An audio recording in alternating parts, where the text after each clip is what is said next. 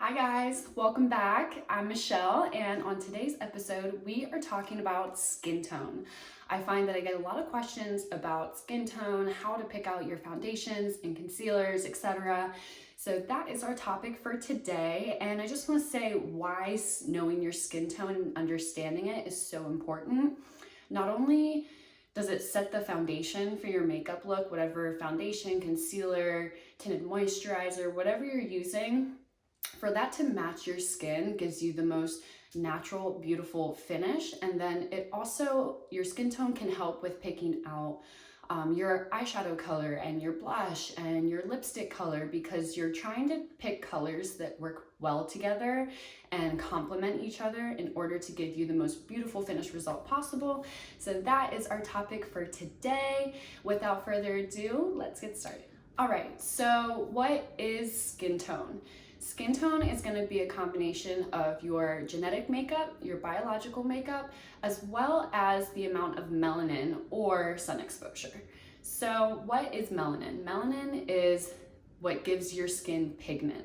The less melanin you have, the lighter your skin is, and the more melanin you have, the darker your skin is. So that is subject to change throughout the year. If you're out in the sun a lot more, you're gonna have more melanin, more sun exposure, which is going to change your skin tone, and vice versa. So, along with skin tone, we also have undertones. And I don't want you to get scared or overthink it. When you hear undertones, that is defined as the muted or subdued tone of color. So yes, we typically all have fairly neutral appearing skin tones. However, underneath your skin tone, there are real world colors, or, law of color, as in like the color wheel. Those are real life colors that do come through in your undertones. So when you're looking at undertones, you are quite literally examining your skin and looking for that real life color that you see underneath. It may be very, very subtle, but I can assure you it is there. So some points of reference if you are trying to determine your skin tone. I always recommend using either your forearm or your neck or chest region.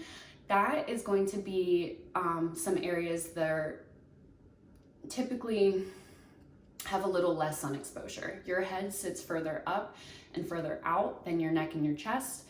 And if you're out in the sun, you're typically not walking around with your forearms facing up. So those areas show your true skin tone.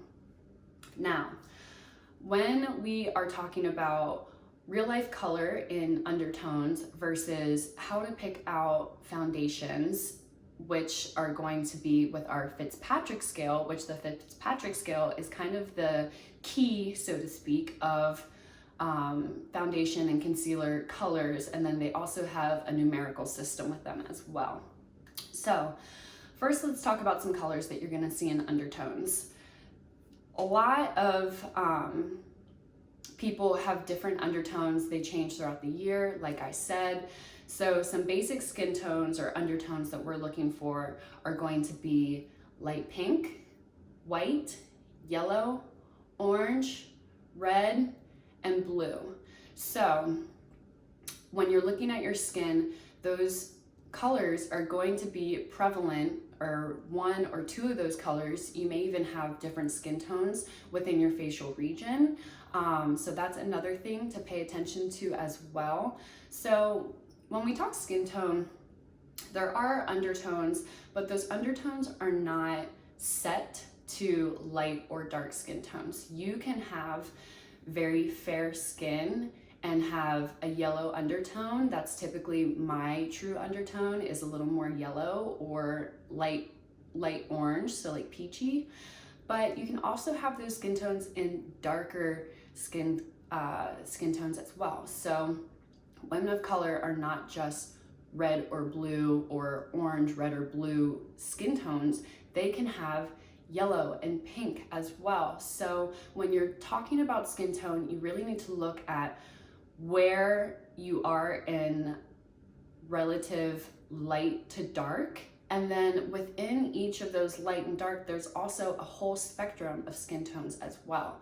So if you look in the mirror, you look at your skin, you will be looking for those true life colors. Once you know your undertone and then determine where you are at on the Fitzpatrick scale of lightness or darkness, wherever you're at there, you can have warm to cool skin tones. So it can be a little bit of trial and error.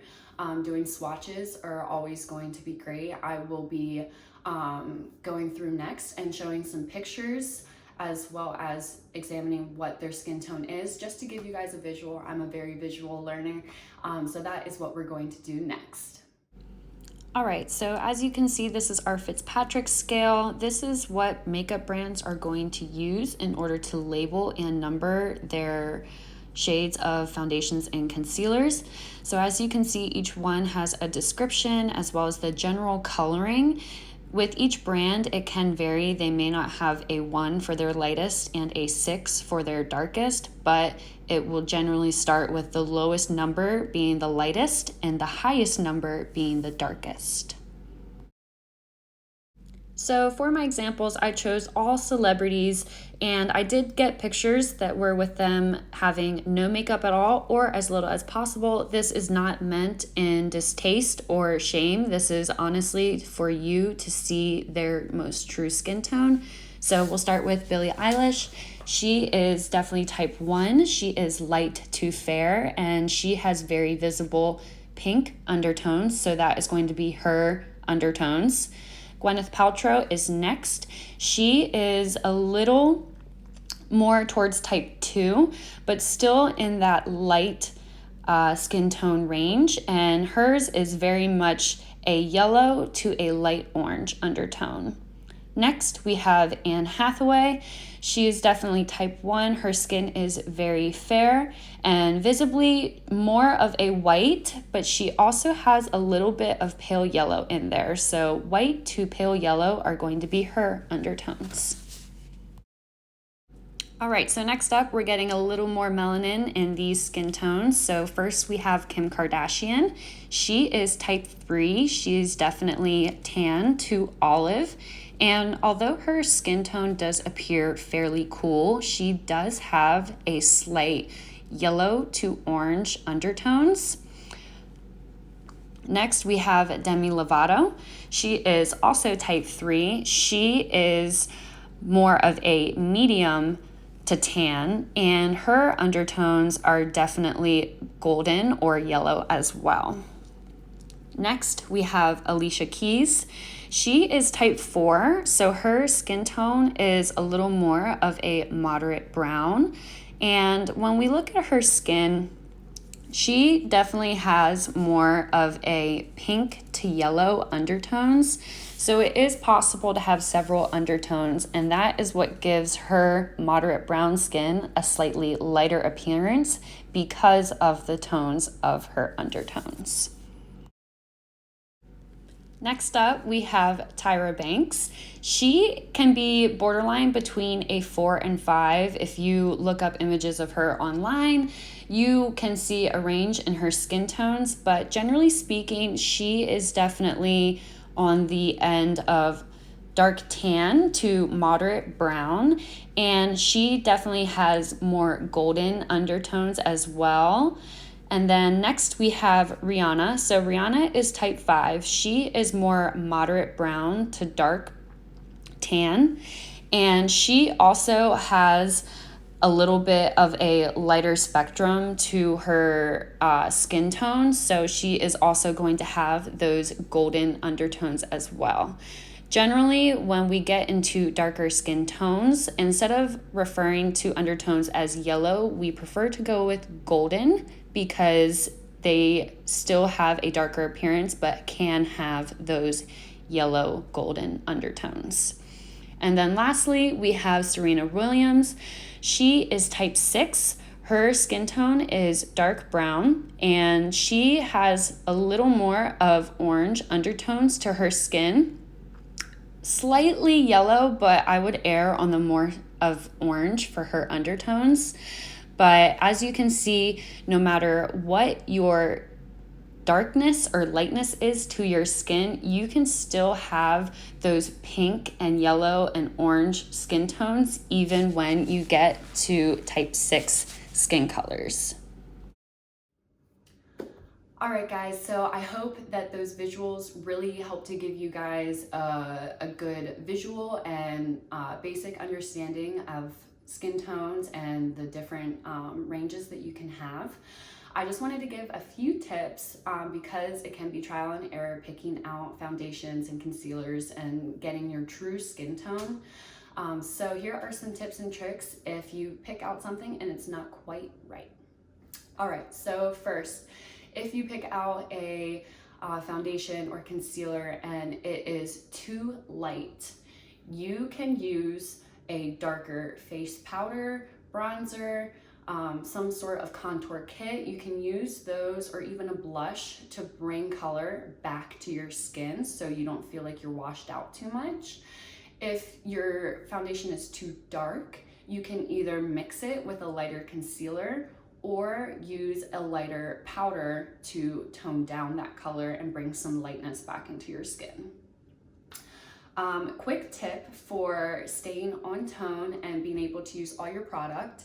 I personally do not want to have to go buy a new foundation every time my skin tone changes because I've been out in the sun more. So throughout the year, I really only buy 2 foundations. I buy for my lightest and for my darkest. And wherever I'm at in between, I mix them. So if I'm still fairly light, but I've gotten a little bit of sun and that light color is just a little too light, I will add in a drop or 2 of that darker foundation and then mix them and do it that way. And then, you know, if I'm getting pretty tan, but I'm not quite at my darkest, do the same thing. I'll start with that darker foundation color and I'll mix in just a couple drops of that lighter one. And that way you are not only staying on tone, but you're also using all of your makeup and you're using it before it goes bad or before it breaks down. And so I feel like that's really important too, so you feel like you're not wasting any money on product as well. So thank you guys so much for joining me today. I hope that this video helped you to understand what your skin tone is, how to look for undertones, and as well as some tips for if your shade is not quite perfect yet. So if you guys would like, please give me a thumbs up, subscribe, and I will see you next week on Michelle's Beauty Guide.